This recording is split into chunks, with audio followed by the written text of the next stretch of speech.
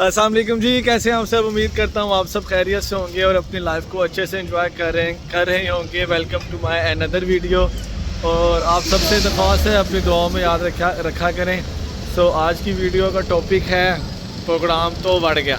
Programme इस तरह बढ़ गया कि जी यूके से रिलेटेड प्रोग्राम बढ़ गया है कि जो यूके के नए रूल जो इम्प्लीमेंटेशन हो गई है, जो पास हो गए हैं, जो उन्होंने रूल्स बना दिए हैं कि जी ये अब हमारे कानून का हिस्सा बन गया है। तो उस पर वीडियो आज सोचा आप लोगों को डिटेल बताई जाए कि जो स्टूडेंट आना चाह रहे हैं वो किन बातों को मद्देनज़र रखकर अब यहाँ पर आएँ। तो वीडियो को स्टार्ट करने से पहले अगर आप चैनल पे न्यू हैं तो चैनल को सब्सक्राइब कर लें और बेल आइकन पे क्लिक कर लें। और अगर आप चैनल पे पुराने हैं तो काइंडली प्लीज़ वीडियो को शेयर कर दीजिएगा। मे भी किसी भी एक बंदा मेरी वीडियो देख के अगर उसका भला हो जाए तो मेरी वीडियो बनाने का मकसद पूरा हो जाएगा। आपकी एक सब्सक्रिप्शन जो है वो बहुत मोटिवेट करती है कि चलो यार आप सुन रहे हैं, आप देख रहे हैं, तो आपके लिए थोड़ी सी और ज़्यादा मेहनत की जाए। सो अगर आप चैनल पे न्यू है तो प्लीज़ चैनल को सब्सक्राइब कर लीजिएगा, बेल आइकन को क्लिक कर लीजिएगा। तो वीडियो को स्टार्ट करते हैं डिटेल में।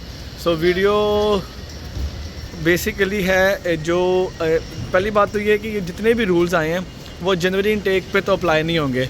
जो लोग जनवरी इनटेक में आ रहे हैं वो रिलैक्स होकर आएँ, वो उन पे कोई भी इम्प्लीमेंट नहीं होगा। जो IHS फ़ीस जो इंक्रीज़ हुई है वो उन पे नहीं होगी, वो पुरानी IHS पे ही आएंगे। डिपेंडेंट तो वैसे नहीं जनवरी में आ सकता, तो वो परेशान ना हो, उन पे किसी भी किस्म का कोई भी इम्प्लीमेंटेशन नहीं है। अब बात करते हैं कि जो जनवरी के बाद आना चाह रहे हैं।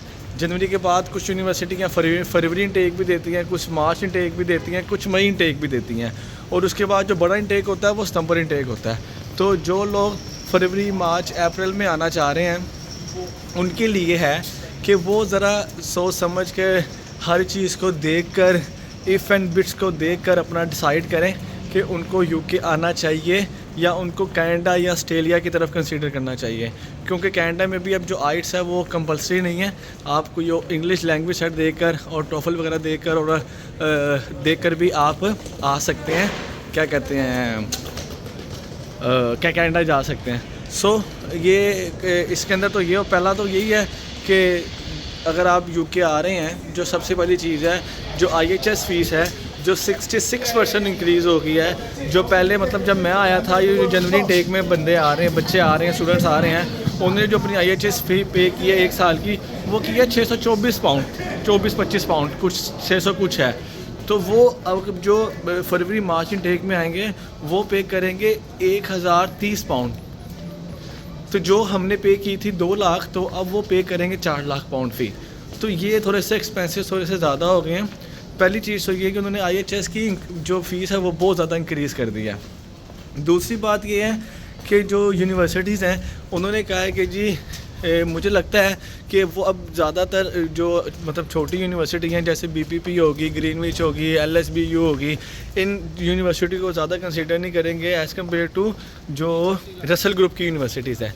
तो रसल ग्रुप की जो यूनिवर्सिटीज़ हैं वो उनकी फ़ीस भी बहुत ज़्यादा है, वो इनिशियल भी बहुत ज़्यादा मांगती हैं, और उसके साथ साथ उनका जो क्राइटेरिया है, रिक्वायरमेंट्स हैं, वो भी बहुत ज़्यादा हार्ड होती है। वो आइट्स मांगते हैं, आइट्स में अच्छे बैंड्स मांगते हैं, लेकिन रसल ग्रुप में जब आप पढ़ते हो तो आपको जॉब ऑटोमेटिकली ऑफ़र हो जाती है। उसके बाद जो सबसे बड़ा मसला आ गया है वो ये आ गया है, वो तो जो मैं यहाँ पे हूँ मुझे भी मसला सबसे बड़ा आ गया कि अब हम स्पॉन्सरशिप कहाँ से लेंगे। अब आप कह लें कि स्पॉन्सरशिप ख़त्म हो गई है, यहाँ स्पॉन्सरशिप का सवाल ही पैदा नहीं होता। 40,000 की स्पॉन्सरशिप हमें यहाँ पे कोई भी नहीं देगा कि 40,000 की जॉब हमें यहाँ पे, अगर हम यहाँ की डिग्री कर रहे हैं तो हमारी डिग्री करने के बाद हमें यहाँ पे कोई स्पॉन्सरशिप की जॉब दे देगा।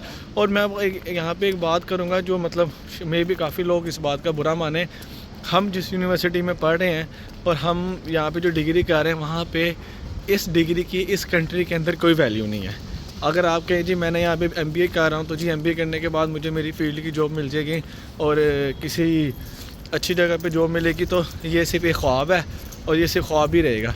तो आप यहाँ पे पढ़कर यहाँ की डिग्री की बेस पे कोई प्रोफेशनल जॉब नहीं ले सकते, अपनी फील्ड की जॉब नहीं ले सकते। हाँ, ये नहीं है कि कोई भी नहीं ले सकता, IT की फ़ील्ड है, IT में तो बेसिकली आपको काम आना चाहिए। अगर IT में आपको काम आता है तो आपको जॉब मिल जाती है। इस तरह होटल मैनेजमेंट है, इसमें अगर आपको काम आता है तो आपको जॉब मिल जाती है।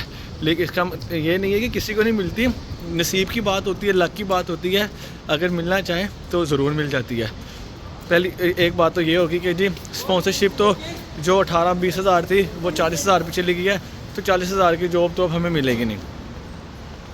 इसके बाद जो मार्च अप्रैल इनटेक में स्टूडेंट्स आ रहे हैं, डिपेंडेंट तो वो अब वो तो स्टूडेंट क्या है, वो तो अगर कोई वर्क वीज़े में भी आ रहा है तो वो भी अब डिपेंडेंट लेके नहीं आ सकता। उन्होंने डिपेंडेंट को बिल्कुल क्लोज़ कर दिया कि जी डिपेंडेंट का कोई ताल्लुक ही नहीं है। सो अब वीडियो बनाने का मकसद ये है कि ये जो 3, 4, 5 रूल्स आए हैं कि जी अब आप जो है IHS की फ़ीस बहुत ज़्यादा इंक्रीज़ हो गई है, यूनिवर्सिटीज़ की फ़ीस बहुत ज़्यादा हो गई है। जब मैं यूनिवर्सिटी में आया था तो मैं 12,500 पे आया था। अब जो सितंबर इनटेक में बच्चे आए हैं वो 16 हज़ार में आए हैं। तो अब जो मार्च अप्रैल में आएंगे तो आप मेरे ख़्याल से उनकी फ़ीस इससे भी ज़्यादा होगी, उनकी 20-20 हज़ार होगी। और जो मतलब मैं 4,000 दे के आया था मेरी यूनिवर्सिटी में, अब जो बच्चे आए हैं वो 6-6 हज़ार पाउंड दे कर आए हैं। यूनिवर्सिटी की फ़ीसें बहुत ज़्यादा हो जाएंगी। इसके बाद यहाँ पे आके आपके रेंट ज़्यादा हैं, यहाँ पे आके अकोमोडेशन मिलती ही नहीं है, अगर मिलती है तो उसके रेंट बहुत ज़्यादा हैं। सो वीडियो बनाने का मकसद सिर्फ ये है कि अगर आप यूके को कंसीडर कर रहे हैं, अगर यूके में भी अगर आपने 30, 35, 40 लाख लगा कर आना है, इतना खर्चा हो जाता है। क्योंकि अगर आप पाकिस्तान इंडिया के साथ कंपेयर करें तो पाउंड का रेट देखेंगे, पाउंड का रेट कहाँ चला गया। अगर पाउंड का रेट के साथ कंपेयर करेंगे तो इसके साथ साथ आप यूएसए कह रहा हूँ, कनाडा और ऑस्ट्रेलिया को भी कंसीडर करें स्टडी वीज़े पे, क्योंकि कनाडा ने भी जो स्टडी वीज़ा है वो ख़त्म कर दिया, उसके लिए आइट्स रिक्वायर्ड नहीं है, दूसरे टेस्ट भी आप करके आप कनाडा जा सकते हैं। सो ये 2-4 चीज़ें थी जो मैंने आपको बतानी थी कि भाईजान प्रोग्राम बढ़ गया यूके का, यहाँ पे सख्तियाँ स्टार्ट हो गई हैं। यहाँ पे अच्छी बड़ी सिक्योरिटी कंपनीज़ थी जो स्टूडेंट्स को काम दे रही थी NI के ऊपर, उन्होंने स्टूडेंट के साथ काम करने से ख़त्म कर दिया। माइटी इतनी बड़ी कंपनी है सिक्योरिटी की, उन्होंने स्टूडेंट के साथ काम करने से मना कर दिया जी अब हमें फुल टाइमर चाहिए, हमने स्टूडेंट के साथ NI पे काम नहीं करना, कैश तो बहुत दूर की बात है।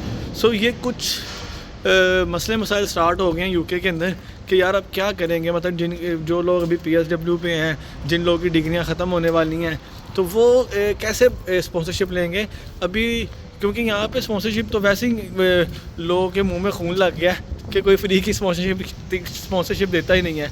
हर एक को स्पॉन्सरशिप के लिए पैसे चाहिए, चाहे वो गोरा है, चाहे वो कोई यूरोपियन है, चाहे वो एशियन है, हर कोई कहता है स्पॉन्सरशिप चाहिए।